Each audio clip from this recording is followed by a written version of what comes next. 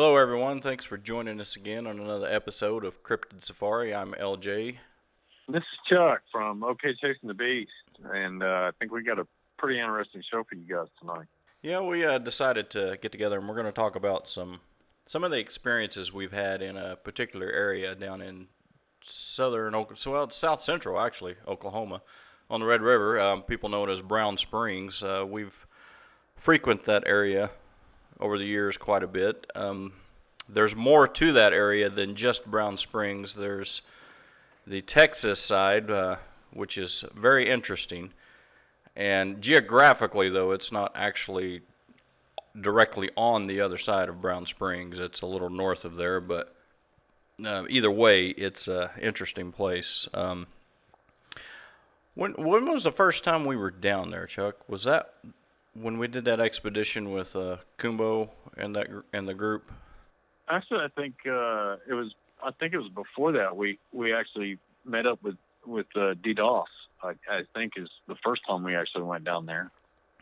Well, I remember the first time that I remember going down there in my memory was we had met Kumbo. Somehow or another we had met with Kumbo down there in the very beginning part of going in the entrance to that place.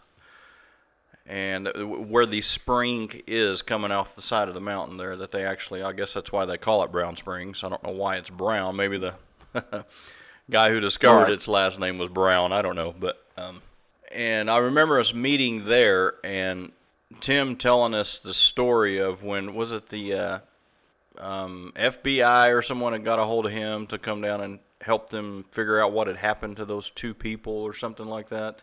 I'm not. I think what actually took. I'm not really sure about the ifs and whens and all that took place, but I think what happened was when the Outlaws were up and running full steam. I think that they knew the reporter that actually was at the scene of the crime that took place there, and that's where they got their information from, if I'm not mistaken. I could be totally wrong with that, but I think I remember hearing that from someone. I don't remember exactly who, but and you're right about the first time we were down there. I think the first time we were down there was actually with Kumbo. Now that I'm thinking about it, sorry folks, I'm a little bit hard today, but and we all went. There was quite a few of us that were there, and Kumbo told the story of what actually took place there. Allegedly, there was a guy and a girl that were dating or whatnot, and they went to this particular area to be alone. And I guess they were fooling around on the hood of the car or something. And yes. Anyway, they found the guy, and he'd been torn in pieces. I don't remember how many pieces. And they had found the girl, and it seems like he said that she had been raped and torn to pieces. Yeah, I think I remember the point that she had been cut from like her neck all the way down. I do believe that is the case with what I remember. It's been such a long time ago, but we know that there was a pretty horrific event took place there. I think at that time, if I'm not mistaken, I don't remember if they thought it was a dogman or if they thought it was a Bigfoot, but I think they kind of leaned toward dogman at the time. Yeah, I don't remember the details exactly on that. I just remember Tim saying that some authorities had contacted him, and maybe it was the Outlaws that he was with at the time. They had contacted him or the group and wanted them to come down and try to piece together what happened, because apparently there was some kind of evidence of a cryptid that did this. Now, right. I don't think we were told what that evidence was, whether it be tracks or who knows, but I don't recall that detail of it. But I do remember him saying that some three-letter agency had contacted either the Outlaws or him directly and he had driven down there from Missouri to help them investigate this thing. And I don't think he ever went into detail on the outcome of the investigation. I don't ever Right. recall hearing that. So, but anyway, the story went, just like we said, and it was like Chuck said, it was a pretty horrific event that happened. And to lay this area out, it's there's a lot of floodplains in this area. There's a road, a county road that runs through there, and it actually wraps around and comes back up to.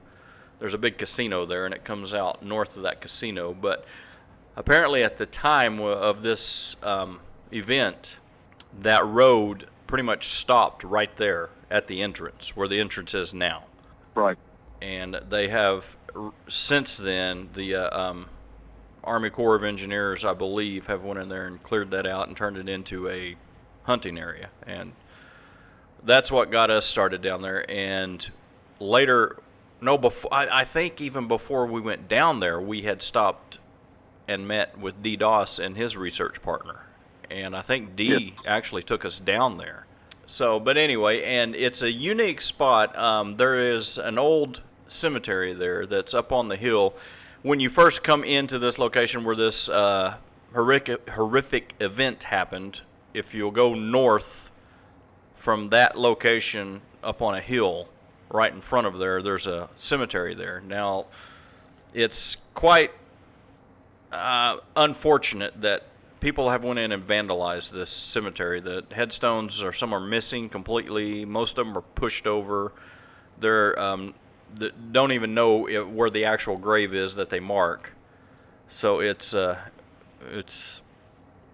of disturbing to see that people have actually done that. But we've went in there multiple times, and there's been a lot of reports of strange things, supernatural, paranormal things happening. We've not had anything that I can recall happen, except for one event in that cemetery. Right. You want to talk about that, Chuck? Because that was your equipment that was affected by that. Right. Usually when I go into a location, and I've always kind of done this from the time I started this stuff, is I carry quite a few recorders with me. The particular time that we're fixing to speak of, I think that I'm almost positive I had 5 recorders set up in 5 different distinct areas. One of the recorders was up by the cemetery. And now I've heard, and correct me if I'm wrong, LJ, that the history of this place goes back to like the early days of the settlers. Yes, there are dates on many of the stones that are left there, and they are in the early 1800s. Right. And from what I understand from historical people is that this area was a crossing point and still is to this day from Texas into Oklahoma and vice versa. And there was actually an Indian tribe that lived there, and they did quite a few attacks against settlers who were coming into that area. And the area has a vibe to it that is what we call bad mojo, and it can be a creepy type of atmosphere, and it's been that way for us on several occasions. And this particular event with the recorders was at the end of the weekend that we stayed there. Out of 5 recorders, I only found 1. The other 4 were gone, missing. The one recorder that I did have and did find was actually up at the cemetery. And on the recording, you can hear me turn the recorder on, and there's a bunch of us talking. And somebody says, well, the light's on, so it's all, we know it's on. So we turn around and we start walking away from this. And as we get, I don't know, it's tough to estimate how far away from the recorder it was. But when we get away from the recorder, we actually hear the recorder suddenly turn off, and nobody was there at the time that pushed the button. We were all together, and we were all heading down back to where we had camped out at. And that was a pretty interesting experience for us, because that just kind of throws lighter fluid on the fire, so to speak, as to this being a pretty different kind of place to do research, I should say. No, that's a good way to put it. And we didn't know it at the time when he hung that recorder. That was just the start of the strange happenings that we were going to experience on that weekend. That is correct. We we went up there and hung out for a little bit, and like Chuck said, and we decided to. I believe that was the last recorder you hung too, wasn't it?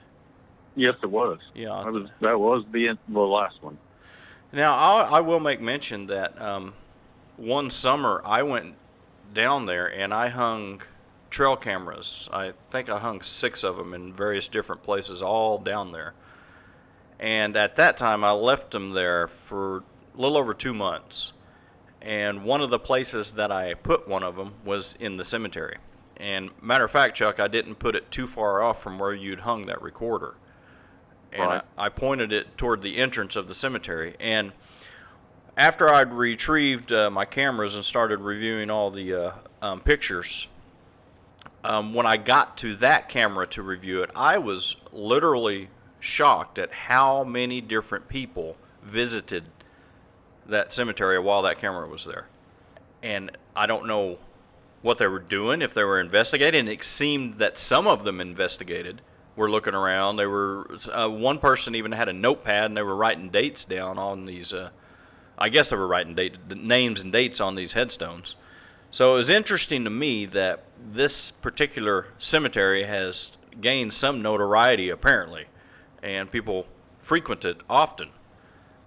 And I guess I did a good job of disguising my camera, because I didn't detect, it didn't look like anyone had detected the camera. So, and it was apparently there when I went and got it. And I will also say that day that I went down there to hang that camera, I went on back north a little ways past where the headstones and the main cemetery is, and I found old, I guess you could call them flagstones. They're flat rocks about the size of a typical headstone, and I found a few of those on north from there that they had no writing or nothing on them, and they had been there quite a long time. And I know from where I grew up, around the tribes and whatnot, that they would the Indians would mark their graves with a stone, and they typically wouldn't put anything on it back then. So I believe there's more to that cemetery than just what people realize. If they'll investigate it a little further, it's kind of interesting to come across stuff like that. So. Oh yeah, absolutely. And you know, the tombstones up on top of the hill where the cemetery actually is, there's a lot of tombstones up there that are so old that you can't see any lettering on the stones or any dates. Now there are a couple up there that you can see what the names were and see what the dates were, but you can tell that they're definitely old. They're old cemetery. It's an old cemetery. You know, there's a lot of folklore in that area, and I think that's what draws a lot of attention to a lot of people who go up there. I think you have ghost hunters and people like that go up in there and mess around some too. So you not only have the cryptid side of things, but you also have the supernatural side of things there as well. Yeah, and with that, with you saying that reminded me. Dee actually did a live broadcast when he had his podcast going on there at the cemetery on Halloween night. LJ, let me ask you this. Sure. On one of the trail cams that you set up, did you set one up kind of down by the river? And did we get an image from that particular trail cam. Yes, absolutely, we sure did. And that was only a one night deal. I stayed down there. I couldn't find a good place to hang that camera, so I set it up on top of the bank. And these banks are pretty high, and they drop off quite rapidly going down into the river, so they're pretty steep. But you can still walk on different levels of the bank. It doesn't drop off so much that you can't walk on it. Well, I'd set that camera up, like I said, because I couldn't find a tree to hang it on that would suffice for what I was trying to do. And it wasn't the next day. We recovered the camera. It was me, DDoS, and another guy from Tyler, Texas had went down there that we'd met down there, and we were actually going to do some B-roll film for a documentary with the drone and some other stuff. That was our initial reasoning for going down there. We recovered the cameras. We reviewed them a day or two later, and lo and behold, there was an arm, a hairy arm that caught it about the middle of the bicep all the way down to a little past the wrist. To picture what I'm trying to describe to you, that arm would have been just about in line with that camera. Well, it had to have been because the camera captured it. But he was walking in the middle of that bank, and the camera caught his arm as it swung by it. And I still have that picture. It's interesting. It was an interesting find. We were shocked. We didn't know what to make of it at first because it's a clear image, but it's black and white. This camera wasn't a modern colored camera. It captures in black and white, but it's an interesting catch. Yes, you sent me that picture, and I was pretty impressed by the picture because most of the time you can't pick up these things on trail cams because my feeling is either there's something in the trail cam that gets their attention. I don't know if it's the infrared light, and there's a lot of theories on this, but I don't think we know exactly for sure what it is that they seem to avoid these type of cameras. The shot that you took is pretty amazing because the definition, you can see the hair on the arm, it's covered in hair, and I was like, holy cow, that's a pretty awesome picture because we don't hardly ever get those kind of pictures. Yeah, that's for sure. You know what? I think I can post that on here. I think I'll do that. I'll put that picture on here. Okay, that'd be awesome. Just for a few seconds or whatnot. I'll splice it in. Yeah, because it is. I've still got it on my phone, I believe. Yeah, I got it on mine as well. Let's go on a little deeper into that first major expedition we did down there, because we went that first day. We all met. We kind of looked around. We went and hung your camera or your recorders, and we went back to camp. And I'll make mention it was August when we were down there, so it was hot and muggy. Very muggy. Yeah, Chuck and I decided to go on down to Gainesville and rent a hotel room. We just wasn't wanting to fight the mosquitoes at night in the heat, so went down, got our hotel room. We all met back up that evening for dinner there around the campfire, and we're all sitting around the campfire, and not all of us know each other, so we're all getting acquainted with everyone. And we're off of the main road, probably 500 yards is where the camp is. And we hear this laugh, howl. I don't know how to describe it. At first, we thought it was a young girl running around laughing at the entrance over by the main road, the entrance to the road that went down to where we were. But you could see all the way to the road, and there was nothing there. And some guys speculated that it was someone in a car that had stopped and they were messing around, but there was no car because it's a gravel road. You're going to hear that. And we didn't hear a door shut. We didn't hear gravel crunching from tires or anything like that. We just heard this weird cackle, I guess you could say. Is that what you? Yeah, that's the best. That's the best way to describe it. Is to me, it sounded like an older lady cackling and laughing. It was just really odd. And folks, keep in mind, where this sound came from, I had a recorder up on top of the hill right there where the road goes by. After we heard this thing, I was thinking, man, that's going to be a great catch because I caught it on my recorder.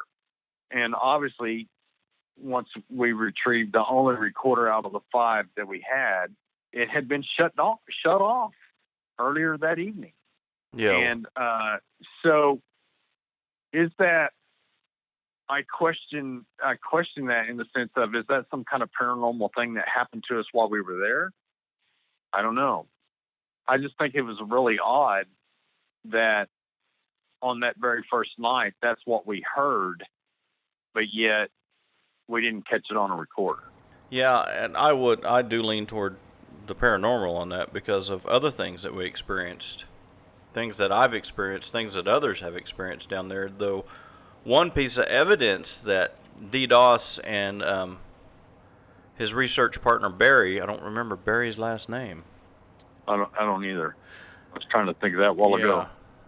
But anyway, they were filming down there with their camcorder, and they were just randomly taking a video of the area. And they didn't see it with their own eyes, but after they reviewed the video, there was a white face stuck its face out from behind a tree that was not very far from them, maybe 15 yards. And looked at him for a second, and then it went away. And I reviewed that video with him, and it freaked me out when I saw it. I mean, it wasn't like a human face. It was white. It was like misty. And it was transparent almost, and it wasn't the full definition of a head. It was just kind of fuzzy. If you can imagine a blurry, fuzzy white cloud is kind of, I guess, is the best way to describe that. But there was definite eyes, nose, and a mouth. And it didn't make any facial expressions or anything. It just peeked its head out behind this tree and went back. And it was very creepy. I'm like, what was that? It was not a human being. It wasn't a Sasquatch. I don't know what it was. They don't know what it was, and I'd like to get a hold of that video just to see it again, because it was just weird. Yeah, it was. And I want to be upfront and forward with people who are listening to this show. The paranormal stuff, or LJ and I are not interested in the paranormal stuff at all. That's not what we investigate. That's not what we do. We both know and have had our own experiences with that type of stuff. But that's not something that we seek out to investigate. That's just not what we do. Right. Yes, and I completely agree with that. And in fact, the only reason we're bringing that up is because these events coincided with our cryptid investigation. And absolutely. Yeah, and that's the only reason we're talking about it. And one of the main reasons we're bringing this up is if for anyone out there that's listening that would want to go to Brown Springs, if you have stuff like this happen, chances are you will have it happen. Just we're trying to forewarn you, I guess, that these things can and will and do happen down there. So it's not just a cryptid area. There's other things going on. We've had incidences where we've opened up a fresh bought pack of batteries, put them in trail cameras, put them in recorders, went to hang them, turned the camera on, and it's dead. We've had the power drains with not just cameras, with audio equipment, with video equipment. It's just weird. I'm not a guy that is susceptible, I guess, to a lot of feelings that some people are. I don't experience that the way other people do. I pretty much ignore those a lot of times. And I will say, from down in Brown Springs, I've had these feelings where I'm like, man, this is creepy. We need to leave now. Something's going on. And that, like I said, that's not something that happens to me very often. And another, I'll say another incident I had. This was the same night that I'd caught the arm on the video camera. Chuck has a very good, very expensive night vision is it infrared? It's an infrared camera No, you have in it, or is it night? What is it? no, it's a night vision video camera. Okay. But anyway, it's a night vision video camera. It's military. The military uses these things. This thing, it's an amazing camera. I mean, you turn this thing on at pitch dark, and looking through the lens, it looks like it's daytime out there. You cannot tell the difference if you're just looking through it from daytime and whatever it's doing. But anyway, I'm standing on the bank of the Red River. There's some guys that were fishing a little ways down below us, and something started throwing rocks at them because they kept saying, "Hey, y'all throwing rocks?" And we're like, "No, we ain't throwing no rocks. We're on this side of the bank with you."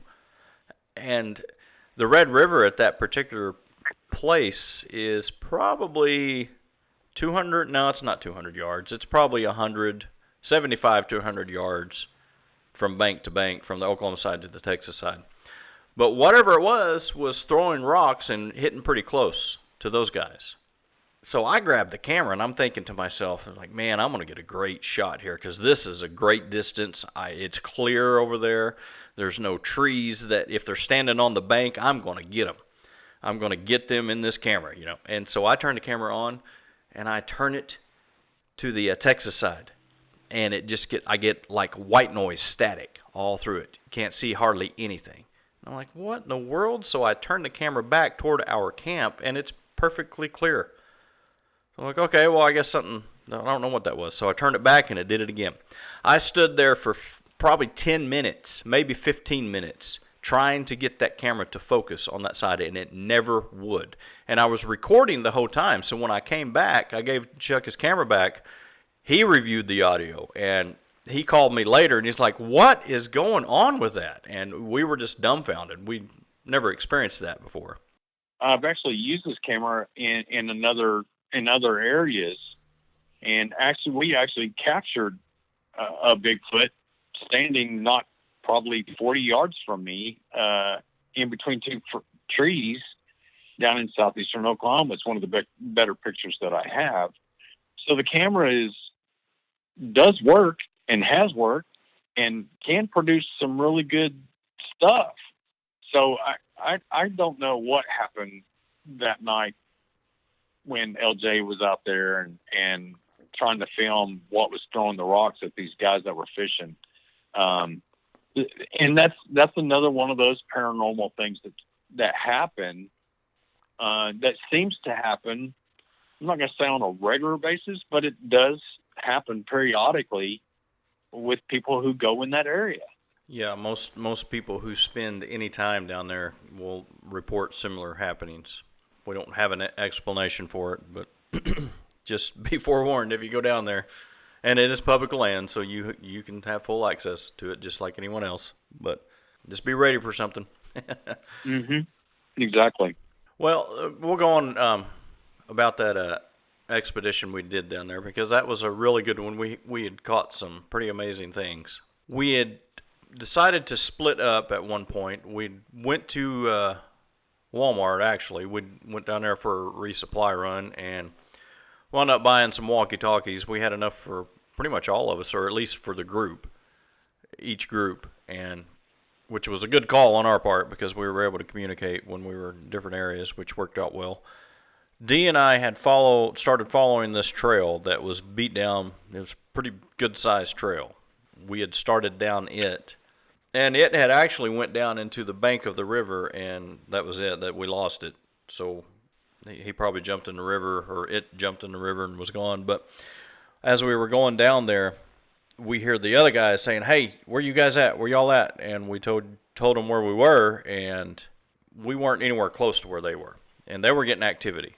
They had found what we call now a nest, and there was a heat signature in it with a heartbeat, and it was baby size. And I'll hand it off to you, Chuck, because you were there before we got there, so there were some other things that happened before we got there that you probably should talk about. Well, just like LJ was saying, we had split up and we were walking in what used to be the old river channel, and that river has changed periodically from time to time. It changes different curves in another area or something like that takes place. Well, this was part of the old river channel, and we were walking what basically, I guess you might say, was the old riverbed. And as we're walking through this, and granted, there's tons of foliage there, lots of trees, lots of brush, thickets growing up in there. And me and the guys, I can't remember, probably 5 or 6 guys with me at that time. And I'm in the lead, and I'm walking down this river, the old river channel, and I see in front of me, probably about 60 or 70 yards, I see this structure. I stopped everybody and I said, "Hey guys, let's be real quiet." And I said, "There's a structure up here. Let's go up here to this structure and see what we can find."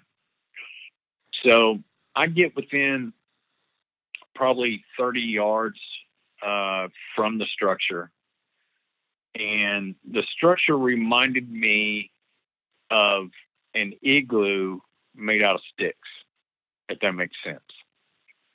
And I can see an opening, and I'm facing the opening. And I carry a 35 millimeter camera with me with a 300 millimeter zoom lens on it. And so I decided to get my camera out and snap pictures, because all I can see the opening, but inside of the structure, it's solid black. Can't see anything. So I pull out my camera and snap a couple of pictures. I see eye shine on the inside of the structure. And one of the guys if you've listened to our shows, we had a guy by the name of Barry on the show, and Barry carries a thermal. Unfortunately for Barry's thermal, it doesn't have an SD slot where you can actually stick a card in it to record it. All it does is just pick up thermal images. So I told him, I said, "Come up here beside me." I said, "There's something in this structure, because I caught eye shine." Well, he sticks his thermal on this structure, and sure enough, he hits a heat signature inside the structure, and it looks like it's laying on the ground looking at us. That's when we decided, well, I think what made us call you guys on the walkie-talkies was we started hearing some limbs snapping. We heard some foot stomping. We heard some whistles, and it was off to one side of us. And we thought, we might be in a situation we don't want to be in. And so that's when we called you guys and had you guys come in, and D was more familiar with that area. And folks, I want to tell you something about D. D, every time he would go into these particular areas, D would sometimes whistle a tune. They showed up. D immediately started whistling this tune that he always whistles when he goes in there. Almost immediately, the stomping stopped, the limbs breaking stopped, and the whistles stopped. And at that time, right before they got there, I told the guys that were with me, I said, let's try to surround this structure. Stay away from it, but let's try to surround it and watch and make sure that if something does come out of this structure in a different area, we're going to have eyes on it. So that's basically what we did. And then, like I said, D showed up and LJ showed up, and LJ, I'll let you go from there, from that point, because at that point, it was you and D that kind of got involved in the whole situation, and you might want to talk about what you saw and what D saw, and kind of go from there. Well, we got up there, and first thing we see when we get up there is all the guys in a group, and they're standing in front of this like Chuck said, this igloo structure. I don't know how to. We coined the phrase, or coined it as a nest, because that's kind of what it would remind you of. But it was like Chuck said, it was a bunch of sticks, like an igloo. And we saw that, and we saw them pointing at it, and then they saw us, and we walked over to them, and they're all looking at Barry's thermal. And by the time we got there, we did hear some sticks break and stuff as we were coming up, but at first we thought it was the guys. We didn't know that it wasn't them at the time. And as we approached them, I believe a few of them said, "Man, there's something around us, and it's ticked off or whatnot." And that's when Dee started whistling around that time, and everything seemed to calm down, and we just kind of lost focus on that. Whatever it was out there, we suspect now it was the mom. And we go over and we're looking at this image in this thermal, and this is a high quality thermal. It's not a cheap one, which none of these are really cheap anyway, but this one's a more expensive one. It's a very popular name brand that is known for its quality. So we're looking at this thing, and we see the outline heat signature of a humanoid shape, but it wasn't very big. It was, like I said earlier, it was probably the size of a 1-year-old, 2-year-old baby, maybe a 3-year-old. I don't even know if it was that big, but you could see the heart beating. It was such a good image. Well, we decided to move in closer to this thing. It was me, Chuck, and Dee. We decided to start approaching the structure. Now, the structure's up next to probably a 12-foot tall bank that's kind of sloped. You can walk up it with a little bit of effort. And so I go on the left side of the structure. Dee and Chuck come around the other side. And I went on up on top of the bank to see if I could look down into it. And, of course, I couldn't see anything. And I believe Chuck went up on the other opposite side of me on the bank. And Dee was going to come in straight into it, and because we had something there, we were trying to corner it, is what we were trying to do. We were trying to we weren't going to catch it or anything like that. We wanted to get pictures of it. Well, as I get in position, Chuck gets in position, and Dee tells us to go ahead, stop, let me move in. So we're like, okay, no problem. So as he's starting to move in, he gets within 5 feet of the structure, and the thermal image disappears. Barry was watching, and he said, "It's gone. It's gone." We're like, what do you mean it's gone? He goes, "It's gone. It just disappeared." And Dee runs back over and looks at it, and he goes, "There's nothing there."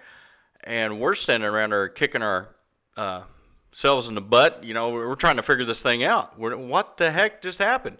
We stand there for a few minutes discussing what happened. Dee had a theory at that time that these things, like a badger or something, that they can dig into the ground and collapse the tunnel that they create back behind them. It's like, okay, well, that's possible. Anything's possible. But the only issue I had with that theory is I walked up to the structure after this. I got down on the ground, and I stuck my head up in the only opening in there, which was not very big. And I didn't see any dirt that would indicate that had happened, any fresh dug dirt. And that really, to this day, that is the number one strangest thing I've ever seen in my life. I've been dumbfounded ever since it happened. I don't know what happened. It just disappeared. That was pretty strange. We could clearly see it on the thermal. We knew something was there, and then all of a sudden, just out of the blue, this thing just vanished. And I will say that I had a Native American elder tell me one time here in my area where I live, tell me that he called Bigfoot. These things are brothers of the beaver.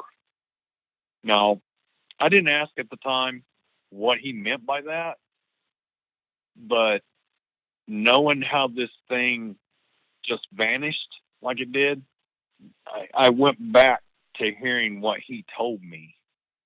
And felt like there might be a correlation that these things, they build structures out of wood. It's always close to water, and they have multiple ways of being able to get out of a situation, just like beaver do sometimes when they make their homes. And so I can relate to what he told me, and I don't know what happened. I don't have a clue. All I know, it was there 1 minute, and the next minute it was gone. That just kind of hit home to me, thinking about what the elder had told me once before. I could see similarities in what he was trying to express there. Sure. Mm-hmm. Mm-hmm. Well, I'll carry on. We'd stood there and racked our brains trying to figure out. We'd pose different theories and whatnot, hypothesis of what could happen, and of course, none of them answered what happened because it didn't reappear. And so we finally decided to go back to camp. We get back to camp, and it's approaching evening at that time. And so we decided to start dinner. And so we do that, and we all just settle in around the campfire as the sun's setting, just talking and getting to know everybody and telling stories and just having a real good time. We were having a good fellowship is what we were doing. And at one point during the night, I don't know what time it was, D had created it was a trailer for a video he was putting together, and he was showing me the trailer on his phone. And as I'm watching this, me and him are watching this. I'm leaned over in my chair watching it, and he's leaned over in his, holding the phone. And something walks like 4 feet behind us, bipedal. And we didn't think anything of it at first, for the first few seconds, I would say, because it was like, oh, that's just one of the guys going to the bathroom. But then we look around, and all the guys are over by the campfire. And so I said, hey, did anyone just walk behind us? And they said, no. And D was like, well, something just walked behind us on 2 legs. And you remember that, Chuck? Oh yeah. But in all actuality, 2 of us saw it, because you guys were sitting there, and we're just kind of listening to you guys talk. And me and Barry were sitting opposite of you guys, and we're sitting there listening to you guys talk. And all of a sudden, I see this something walk behind you guys. And I looked over at Barry. Barry looks at me. And so it was obvious to me that Barry saw it too. We were just kind of dumbfounded that something, because like you said, we're all sitting around the campfire. And Barry and I just happened to be on the opposite side of you guys, and we're sitting there listening to you. And then all of a sudden we see something walk behind you guys. It was like a split second. Me and Barry were just kind of looking at you like, oh my gosh, did you see that? Yeah. And go ahead. I just wanted to throw that in there because... No, that's good. You needed to, because that explains it a little more, gives a little more detail. Right. But anyway, we realized there's something out here at that point. All of us do. So Barry grabs his thermal and jumps up and starts scanning the area, and he gets a heat signature. And he points to where it is, and by that time, D and I had gotten up and started walking out into the woods in a direction, sort of in the direction that this, whatever it was that walked by us, had went. And we're ahead of the group, and they start telling us, there it is, there's a heat signature, and we're yelling back, where, and they are guiding us into it. And I've got a 40 caliber pistol on my hip, and D wasn't armed, I don't think, but I had a flashlight, and we get to within probably 10 feet, and they're like, it's right in front of you, and there was a pile of brush from a dead tree that had fallen over. that was right in front of us. And we're like, where? And they're like, it's right in front of you. And I'm just shining with the light and see nothing. And all of a sudden, D was in front of me. And all of a sudden, he comes running back and he goes, it's a hog, it's a hog, it's a hog. And he's freaking out because something's moving and it sounds like it's coming toward us. And so I stripped the holster and I'm ready to light this thing up. And as I do that, I flick the light real quick and I'm like, D, that's not a hog. And I put the pistol back in its holster, and the other guys are over probably 50 yards from us screaming, it's right there, it's right there. Boy, they're so excited. It's right in front of us. And I hit it with the flashlight, and sure enough, there it was. It was a juvenile, and I just caught its head and its right shoulder and a little bit of its arm. D and I both did. And as I hit it with the light, it kind of backs off into the distance and kind of drops down and disappears. And I'll let you, from your perspective, Chuck. Well, from our perspective, we were actually probably on a little bit higher ground than you guys were, and when Barry got out his thermal, we immediately picked up on you guys. And if we moved the thermal to the left of you guys, we could see this thing. It was standing, and it was watching you guys. And we were like, man, this is a good show to watch because we could see the three of you real clear. And I think there was a couple times during that period of time that you guys were probably, just a rough estimation, I'm saying maybe 5 or 6 feet from this thing. And we could clearly see it standing there looking at you guys. And, of course, we were yelling and screaming, hey, it's right in front of you. You got to be able to see it. It's right in front of you. And we watched this thing, and you guys would take a couple steps forward. And every time you guys would take a couple steps forward, it would back up a couple steps.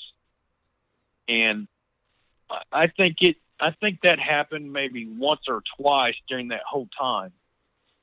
And toward the end of this thing going toward the river, we see this thing turn and start backing up toward the river. And then it turned and went toward the river. You know, that would have been, and I wish Barry would have had a thermal that had a SD card, because, man, that video would have been awesome to watch. Yeah, that would have been a gold mine. And because you guys couldn't see, obviously, what we were seeing. And no, we couldn't. You to describe what we saw in the thermal was, this thing was 5 or 6 feet from you. Every time you guys would kind of step a little bit closer to it, it would back up. And you step a little closer and it'd back up. And then finally it turned and went toward the river. But that would have been some amazing video to have, because it just goes to show you that these things can see at night. Yeah, there's no doubt in my mind. There's no doubt in my mind that they can't see you. And I'll set the scene on this. We were in thick woods, and Mm-hmm. it was probably midnight, if not later. So it was dark. There was no moon out. It was dark. Yep. It was perfect time to use a thermal. Unfortunately, one without an SD card, because that footage would have been. And the thing about that whole event, right there, it was burned into my mind and burned into Barry's mind and everybody else that was looking at the thermal image at the time. Yeah, everyone that experienced that, we'll never forget that. No, not at all. And I'll say this, Chuck, as y'all were directing us in, we couldn't, like you said, we couldn't see it, and it was right in front of us, but we could hear it. But at that particular moment, we didn't know what we were hearing, what was causing that noise. And it was, like you said, every time we'd take a step, we would hear this thing back up. And I'm thinking to myself, that's not typical behavior of a wild hog. No, not at all. And it wasn't And until I hit it with the light that because the whole time, and let me say this, the whole time we're moving in on this, he's scared to death that we're walking up on a hog. And he's telling me this. He's like, man, I think it's a hog. I think it's a hog. And I was like, dude, I don't know. It'd probably already be on us if it was, and I'm trying to convince him that this is not a hog. And then sure enough, we both see it, and we're like, oh, my gosh. And in the case of it being a hog, we would have seen that on the thermal, too. Exactly. And we would have been saying, you guys need to get out of there. That's a hog on the ground. But I mean, we knew what we were looking at, and there was no doubt what we were looking at. And I think that whatever walked behind you guys while we were sitting at the campfire, I do really believe that what we saw you guys chasing was what walked behind you. Yeah, no, I'm in agreement with that. And, we were so close to that thing. Had we had better light, I didn't have a real good flashlight. And if we'd had more time to look at each other, we could have counted the wrinkles on this thing's face or the hair, individual hairs on its face. We were that close. I don't know if we were within 10 feet. We were at least within 10 feet, staring eye to eye. Because it looked at me, then it looked at Dee, and then it slowly backed away and went, like Chuck said, went toward the river. And our jaw was on the ground. We did not expect to have that kind of encounter, and we'd never had that kind of encounter. Yeah, that was an amazing moment. That was probably, well, I'm not gonna say that was the highlight of that trip, but that was pretty close to being the highlight, other than what we came across later. And they had that first night that they'd stayed down there. There's a gentleman, I won't mention his name because I don't have permission, but he probably wouldn't mind, but I'm not going to. He brought his van down there, and he travels around a lot, and he's turned his van into basically a home. But anyway, they were laying there, he was playing some Pink Floyd music, and something came up on the camp and just screamed, vibrated everybody's chest, just scared the crap out of them. And I guess it wasn't liking Pink Floyd, so they wound up turning that off. And Chuck and I, like I said, we were in a hotel, so we didn't experience that. But there were other things. We'll continue on. Like you said, yeah, that probably wasn't the highlight, but that was right up there.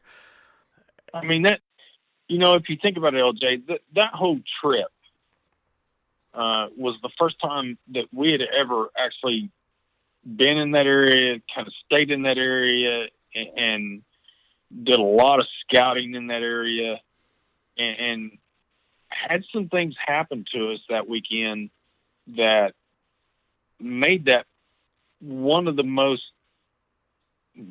active areas that we had ever been in. Yes. At that time.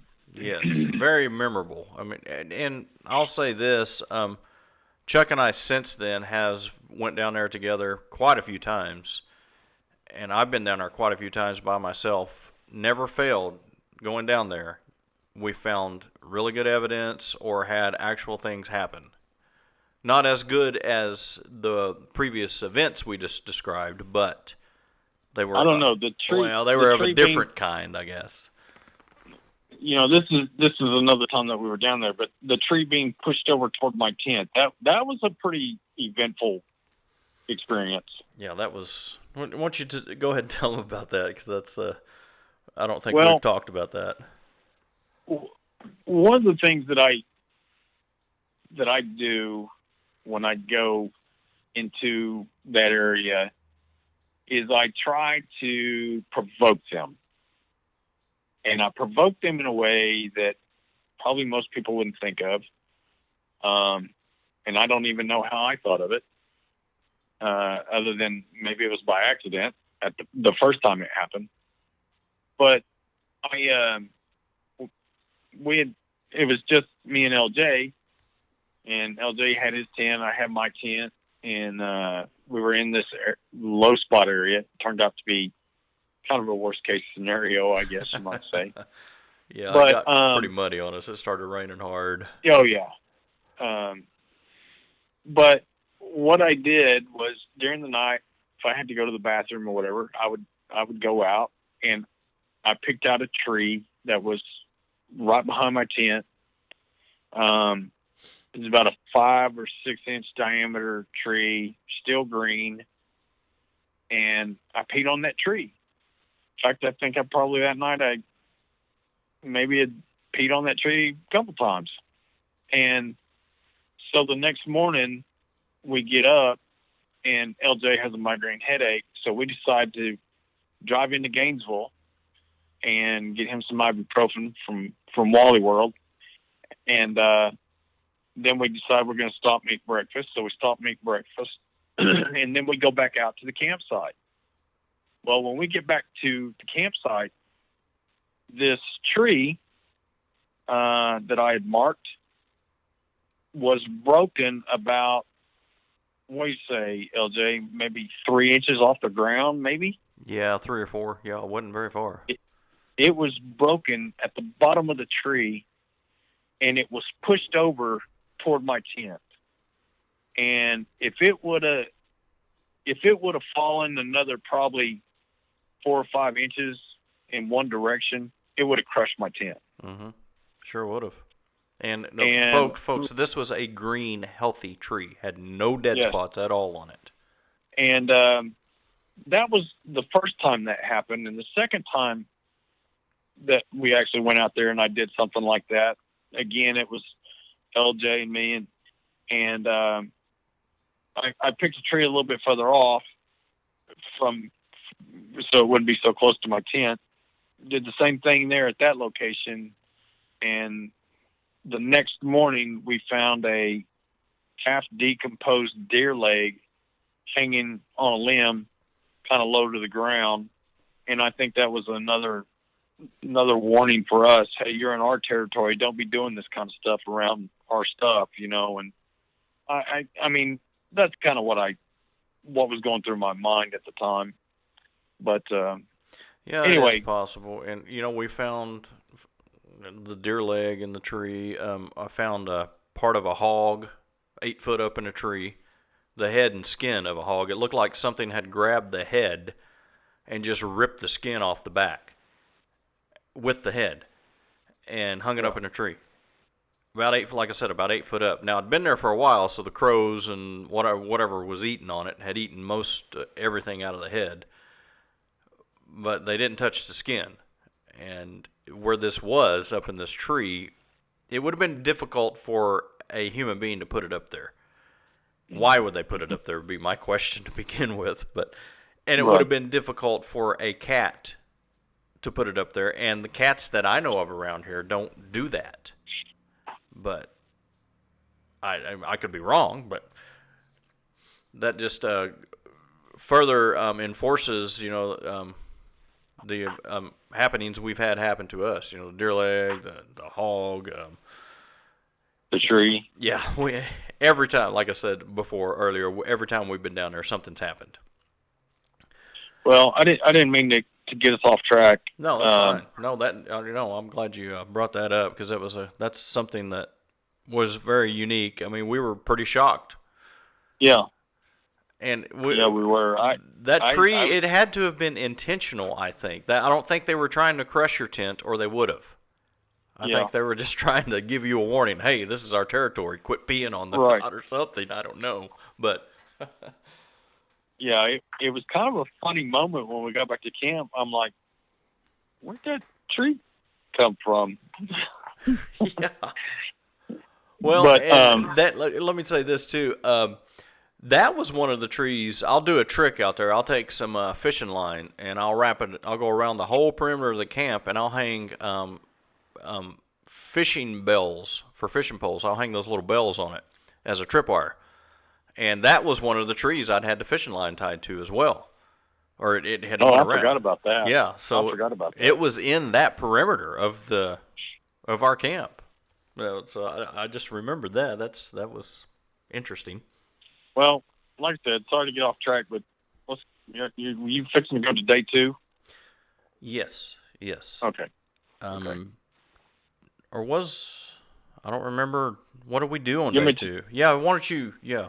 okay? On day 2, Dee had talked to, I can't remember. I don't remember the guy's name. But they contacted Dee and asked Dee to look into a person who was ex-military who had an encounter there.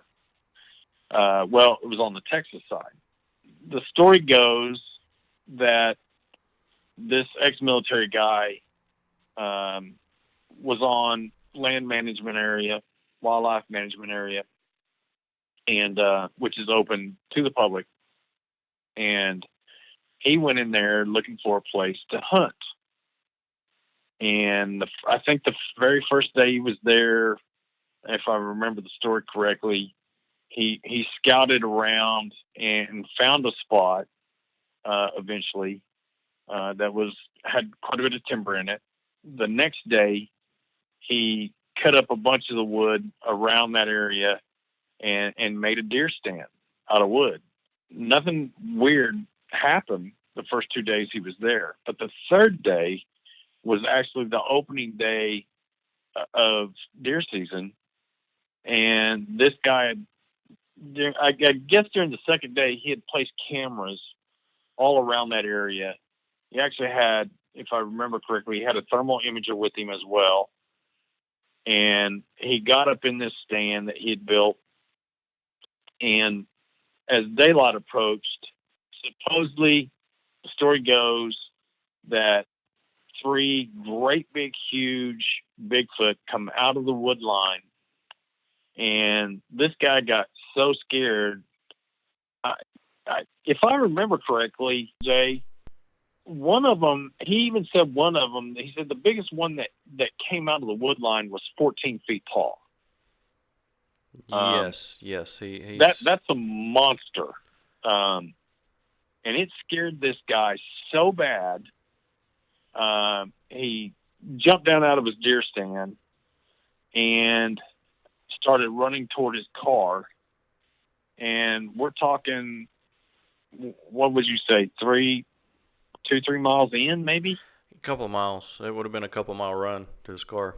And this guy when he jumped out, he grabbed his gun, I think he grabbed his thermal, and left everything else. He had his ammo pack up there. He left his ammo pack. He left his cameras.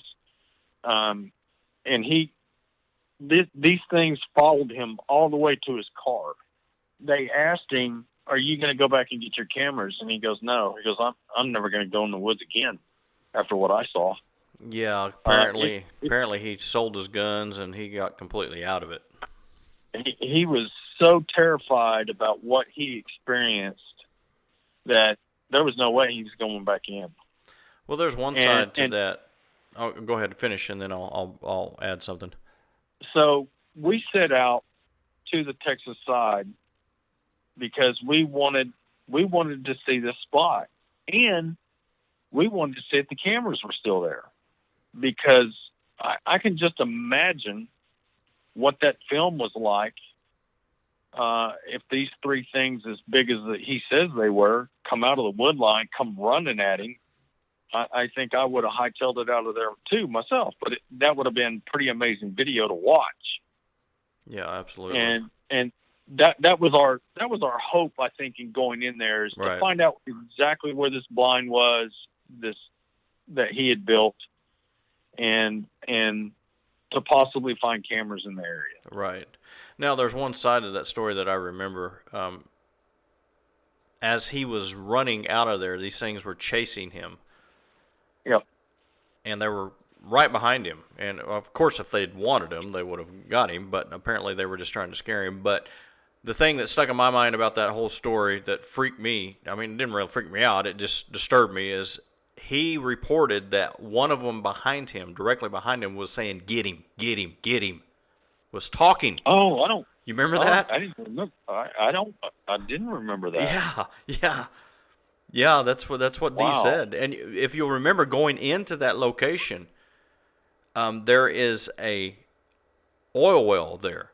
had a pump Right. jack on it, and there's 2 stock Right. tanks there, 15-foot tanks.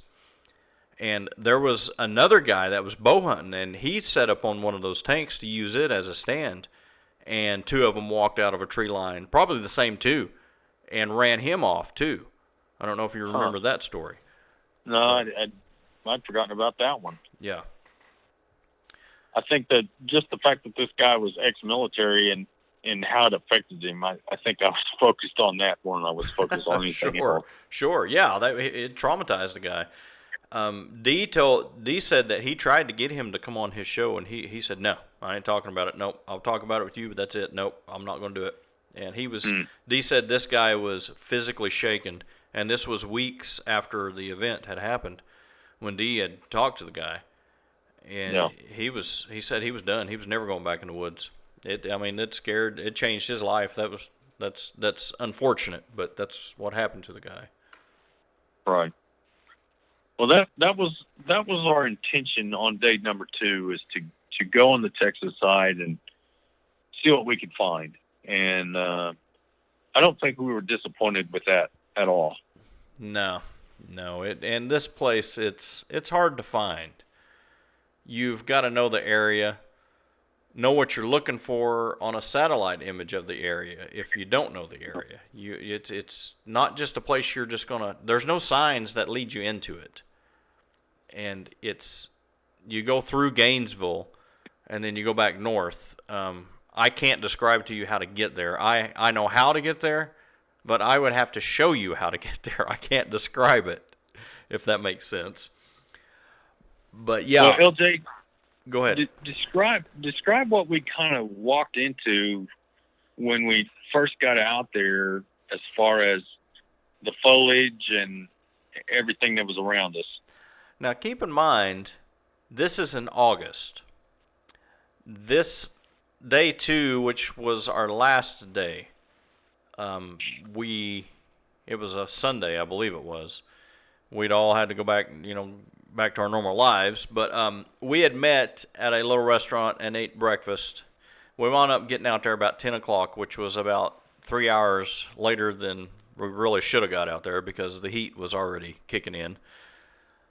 We start walking back there. We park our vehicles. We start walking in because there's a gate there that's locked. You can't drive back in there. It's Army Corps of Engineer property, so it's all public land. So we're walking back in there.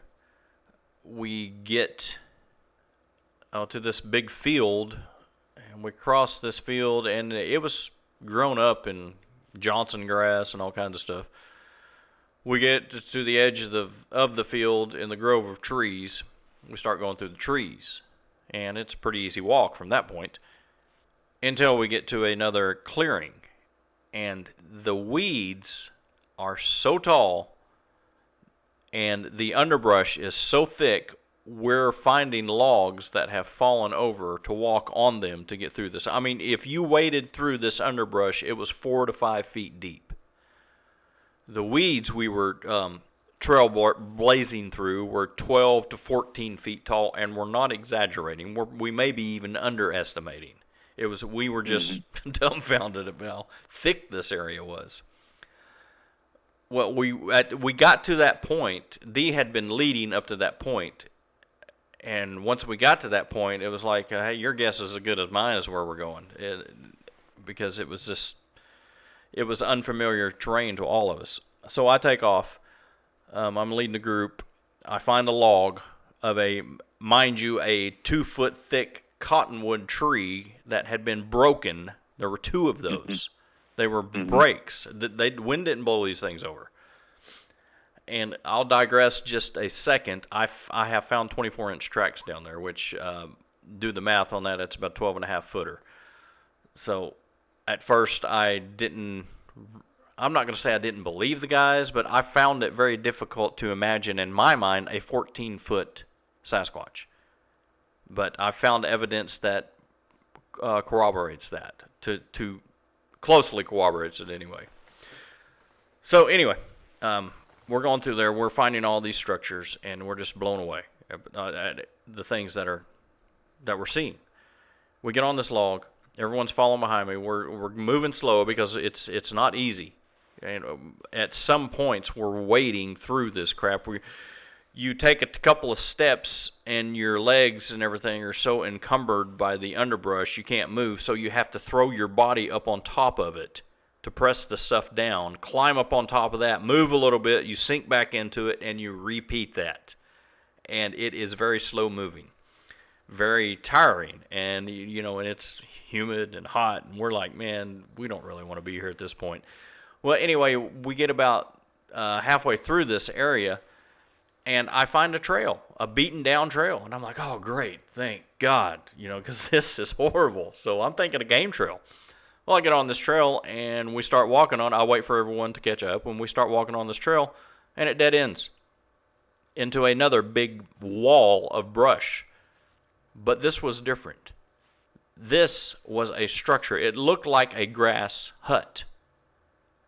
And you would not have found this hut from the air. You had to walk up on it. And it was kind of like the one we'd found earlier, an igloo. You could describe it as a igloo. Yeah. And hogs had been in it, been using it, but they did not build this. Because we got inside this, and it was pretty big. It was big enough for a couple of guys to get up in, and we're looking up, and everything's weaved together, the grass, the sticks, and the limbs, and everything. It's all weaved together. It was obvious this was manipulated by an outside force. And it sure wasn't a hog that was going to do that, or any kind of animal that we knew that was native to that area other than one. And so it was probably the one of the top 3 best structures we've ever encountered. And we took absolutely. Chuck and others, all of us, we took a bunch of pictures of it, and later we're looking at the pictures, and they just don't do justice to what you can see with your eyes.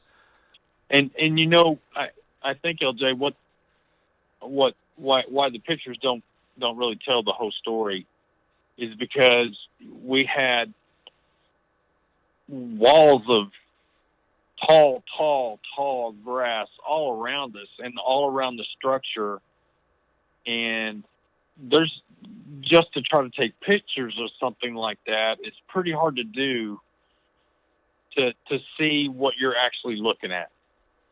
Right, because you can't, you couldn't back up very far away from it, like you said, without you being immersed in this wall of grass. Like, that's a good way of describing it, what you just said. And that particular day, I think the thing that impressed me the most was the cottonwood trees. The 3 or 4, or how many there were. There were 2 that I remember. There may have been more, but there were 2 that we saw immediately when we walked in there. And I'll never forget that. To describe this, these trees were 2 feet in diameter. Yeah. Or 3. And they were broke off 10 feet off the ground. And the top of the tree was probably, I don't know, 10, 20 yards away. Yeah. Yeah. And we look, when we find something like that, number one, we're looking, well, what about the other trees? And there were other trees in the area, but they were not like this. No. So when you see something like that, you can make a decision or a hypothesis that it could have been a storm burst. Could have been a high wind come through there. But none of the other trees were affected. Just those cottonwood trees that were in that area, they were broken off about 10 feet up off the ground. And like I said, 10 to 20 yards, the top of the tree was laying in a whole completely different spot. Now, let me add, for people that may not know about trees, just because they're called cottonwood doesn't mean they're soft. A cottonwood tree is a hardwood tree. It's on the softer side of the scale when it comes to hardwood, but it's still a hardwood. And it's not easy to break these things. And cottonwood tree is probably one of the fastest growing trees in the United States, and they get huge. Some of the biggest trees in the United States are cottonwoods. And the wind doesn't do what happen to these. It just doesn't happen. And like Chuck said, the rest of the tree, 10 to 20 yards away from the trunk, if it had been wind damage, if it had been ice damage, they would have been laying at the trunk of the tree. But they weren't. That's what cued us into it immediately.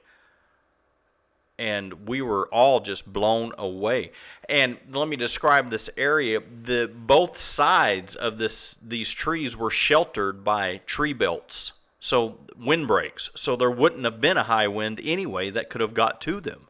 It was just amazing to see something like that. The force of what it would take to break a tree like that, 10 feet off the ground, is unbelievable force. We'll continue on. We go on in there. We make it to the bank of the river. We take a break. We're cooling off. We found and there's tree breaks. There's tree breaks in that area too. Yeah, like a normal tree break. Mm-hmm. Yeah, and little bitty structures in there that we saw. Right. Right. Yeah, there was a lot of evidence, a lot of structures, a lot of things that have been manipulated, and it was obvious that something was living there other than the normal animals that we're familiar with. So, yeah. But Barry's scanning around. He picks up a heat signature on the ground. I go in to investigate to see what it is, and didn't find anything. It's another one of those strange things. It just kind of disappeared, and we don't know what to make of those. And we look around. We're looking, like Chuck said, we're looking for the game cameras, and I was wanting to find all of us were wanting to find the primitive tree stand that this gentleman had built, and of course we didn't find it. We didn't find anything that he left in there. Well, and part of the problem was, I think that area, Dee had actually, I think at one time found it. I think. Yeah, no, that's right. He did mention that he did with that one guy from New York. Yeah, that's the guy I was trying to think. McCarty was the guy that Dee had talked to, or McCarty called him or something. I can't remember how that went, but anyway. But Dee had found the stand, but I think by the time we got there, there'd been quite a bit of time had elapsed in between Dee finding the place and us getting there. And I think the overgrowth of that area at the time, Dee I think Dee was a little bit confused about where we were at. Right. Because of the vegetation that had grown up, and the thing that I think that whole picture had changed from the time he had been there before until the time we got there. And you can attest to that because you went back there a second time, and that whole landscape in that area had changed. Yep, absolutely. The tall walls of grass were gone the second time I went down there. It was pretty easy to navigate. So at that particular time, Dee was, he goes, I got to be honest with you guys, I don't remember where this is at. And so I think it was at that point where we made the decision, look, we've seen some pretty amazing things over here. I think it's time for us to, we got to start heading home, blah, blah, blah. And I think that's when we kind of turned around and started heading out. We came across something that we've kind of experienced before, and that is the whole horse apple thing. To me, that was very impressive. I was amazed at what I was looking at. And we're coming back out of there, and we get to the first row of trees, which would have been the last row as we're coming back out, before we go into the field to start heading back to the vehicles. And we stopped there to take a break because like we've just said, we exerted quite a bit of energy to wade through this wall of grass, weeds. And we stopped under this Osage orange, this bodark tree, take a break because it was cool under it. And one of the guys looked over in the fork of the tree, and he said, "What is that?" And Chuck turns around, and Chuck's standing right by it. And he reaches over and grabs this horse apple, and it had a bite taken out of it. And Yep, sure did. and whatever it took, when it took the bite out of it, I guess it kind of pulled it away out of its mouth, causing the top 4 teeth to rake across the surface of the horse apple, which left indentions on that. And they weren't together like a human's teeth. They were spread apart. There was gaps in between all 4 of them. But it was obvious what you were looking at. There was no doubt what you were looking at. And no doubt what did it. It was not any animal that we know of. And that was pretty much trip 1 for us, wasn't it? Yes, it was. Yep. Yeah, all in all, we worked our way out of there, and we got back to the vehicles, and we all parted ways there. And you and I came home, and everyone went, yeah, that was the end of our time down there. But, for the very first time for us to ever go into a place like that, my goodness, we had really good results, really good evidence. There was one part, we skipped the part, LJ, where we went out on a night hike, and there was a spot in the woods where the trees, to me, what it looked like to me was a great big huge ballroom, because it was like a ring of trees, and the limbs of the trees were so high off the ground. I'm talking, gosh, they had to have been 10 feet high off the ground. But those limbs from all these different trees kind of met in the center, and it looked like you were in a big freaking ballroom. Yeah. Yep. Well, and that night. Go ahead. I'm sorry. Go ahead. I was just going to say that was when there were 3 of them that were following us, and we got heat signatures of them laying on the ground. Yeah, Barry saw 3 of them with his thermal. Yeah, I'd forgot all about that. And I think Barry actually kind of stayed behind just a little bit, and he was wanting to see what they would do if we went as we were going out. And I think what happened is he followed them on the thermal, and they were following us, the big part of the group. But that whole weekend was an awesome way to start investigating Brown Springs. Yeah. And since then we've been there, gosh, how many times? 3 or 4 times probably? Oh, at least. Yeah, and you've been in there. More. I've been there 3, 4, 5, 6 times myself. Right. And lots of things have happened in that area. It's just a very unique area. Yeah, we could keep going. We could probably do a 6-10 hour show just on your Chuck and I's experiences down there.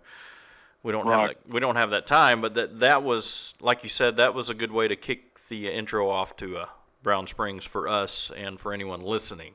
And folks, we're actually looking to, if you've had an encounter, we're actually looking for people who will come on the show and tell their story. We don't mind telling our stories, but we want to hear yours as well. Yeah. And we'll throw in an episode of Brown Springs here and there, and maybe a couple other places that we've been, and talk about those experiences, because we've been out in the field enough that we've got numerous things happen to us, numerous sightings, numerous encounters. Every time you go in the woods, something different happens, something that you don't expect happens, and it makes you feel like you can't wait to go to the next area. Yeah, exactly. Yeah, and it seems that I'm wrong when I say this, I know, but it seems like every time we go out, something happens. Almost every time. Yeah. Almost every time. Not every time, but almost every time. Folks, we just, not before last, or last night actually. That was last night. We spent a whole bunch of time in dogman territory. Yep. And I mean, we found some things that we didn't expect. We never did see any kind of sign of dogman, but we know they're in the area. Yep. There was one point during the night where we had some spotlights out and saw eye shine up in a tree, and the next thing you know, the eye shine looks like it's floating through the air, going to another tree. Oh, that was crazy. And it kind of freaked everybody out. And actually, there was 3 sets of eyes Yep. At that particular spot, and I think we kind of narrowed it down to it was a couple of owls. Yeah. But it's stuff like that you're out there in the dark in the middle of the night, and you're doing this thing where you're wanting to see something, you're wanting to discover something, and just out of the blue, unexpected, something happens, and man, the whole owl thing was that we sat there probably for 5 or 10 minutes watching these things. Yeah. They kept flying from limb to limb. It was actually pretty cool to watch. Yeah, it messed with your mind because it would just streak through the air real fast, and the eye shine would, and we're like, what the heck? It was mind blowing. One of the guys that went with us, he's new to this, and it was very comical. He looked at Barry and he goes, "No, wait a minute! You didn't say these things could fly." Oh man, it was a good time though. We have a lot of good fun and a lot of good times, and we learn a lot. If you just look around the area that you're in, I mean, we went to this one place that is known for Bigfoot. So not only were we doing Dogman, but we were doing Bigfoot stuff too. But we went to this place, and when we first started walking in there, there had been structures all down the trails at one time. And we walked in those areas and realized that there hadn't been a structure built or anything happened in that area in quite some time. So that kind of made us think that, maybe these things aren't around here anymore. And then LJ found a trackway, and we started following the trackway, and it led off in a completely different direction from the structures we had seen before. And we got to an area where, gosh, LJ, how many structures were there in that one area? 5 or 6? Oh, just in that very small area, yeah, at least 5 or 6. Overall, there's we couldn't count them all. So it was obvious to us that they're still there. Mm-hmm. They've just moved deeper into the brush and the thickets, and they've kind of went a different direction. So, I mean, we find stuff like that, and we learn stuff like that, and that's what we do this for. Yeah, is we're trying to learn more about these things, what they are, what they cannot do, what they normally do, what they don't normally do. We've never been bluff charged like the ex-military guy that will never go back in the woods. Nothing like that's ever happened to us. No. But that's why we do what we do. Mm-hmm. And we'd like to get your stories, your encounters on the air. Come on the air with us and talk to us. And you don't have to use your name. If you don't want to use your name, don't use your name. Yeah, we can even manipulate your voice to where no one can recognize it. So. Sure. And when I was doing my shows, I had several guests come on my show that they didn't want their name mentioned for one reason or another, but they wanted to tell their story. And if you've had an encounter or something that may have traumatized you a little bit, just like it did that ex-military guy, we can help you. We can talk you through it. We can listen to what happened to you and say, well, it could have been this, it could have been this that caused that to happen to you.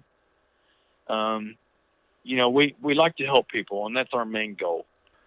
And to tell the truth about what we experience and what we find and things that we're learning as we go.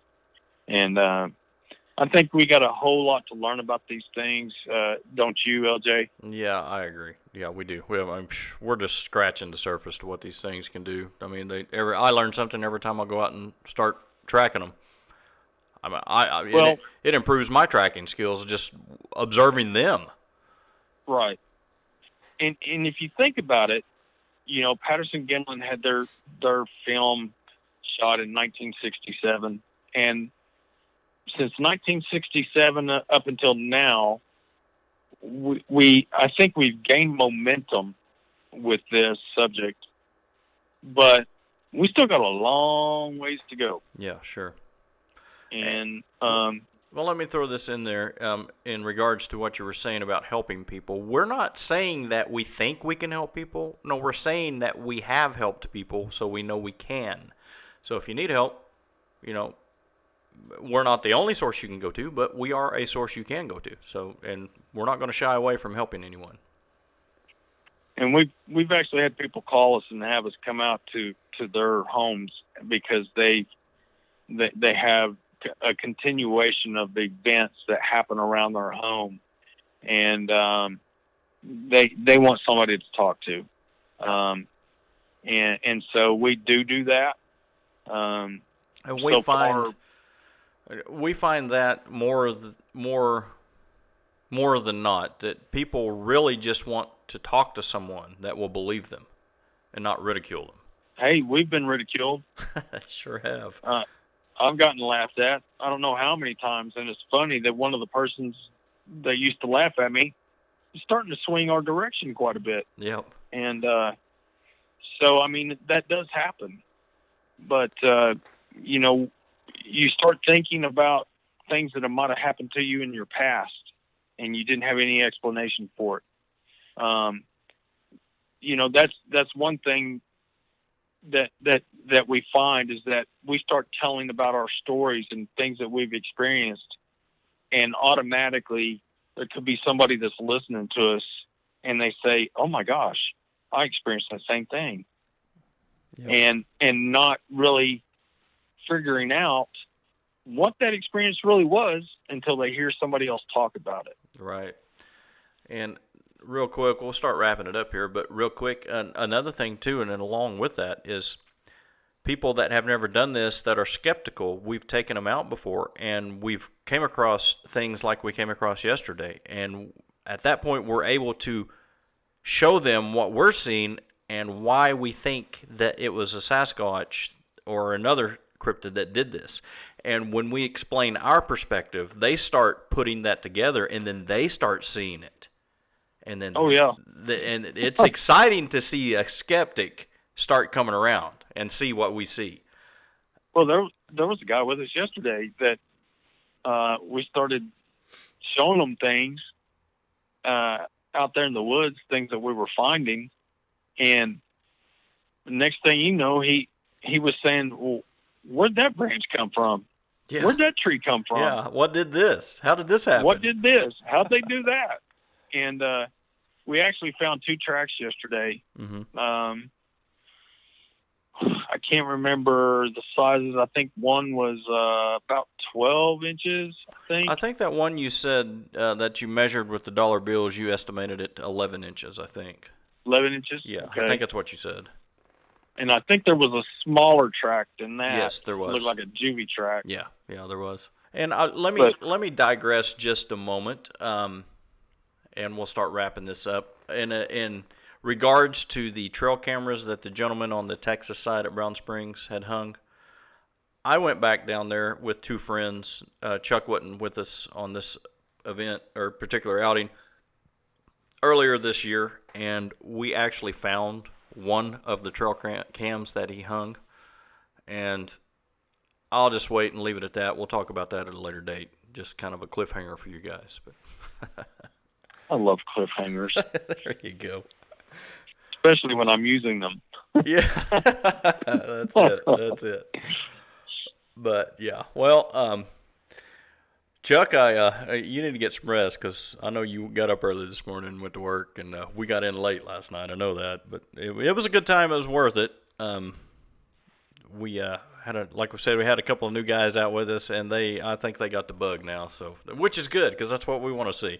We want people to share in these experiences because we have a great time a lot of times when we go out, and it's just something new for people. Well, Jay, you're right about the sleep thing. I'm beginning to realize that the older that I get, I cannot just sleep on 3 hours of sleep anymore. No, it's difficult. That's for sure.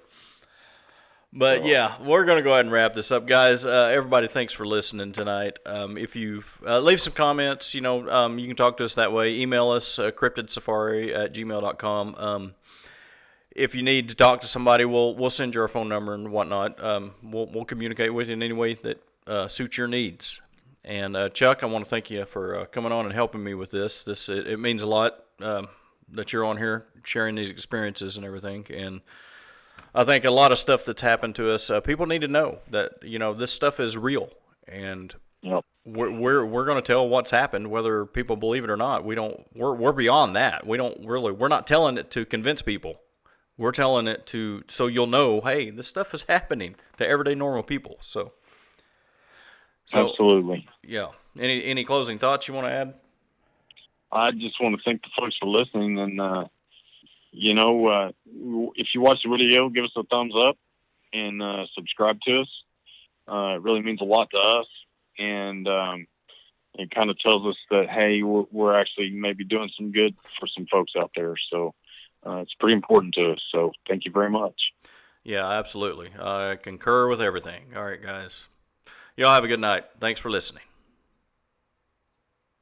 Thanks for listening to the show.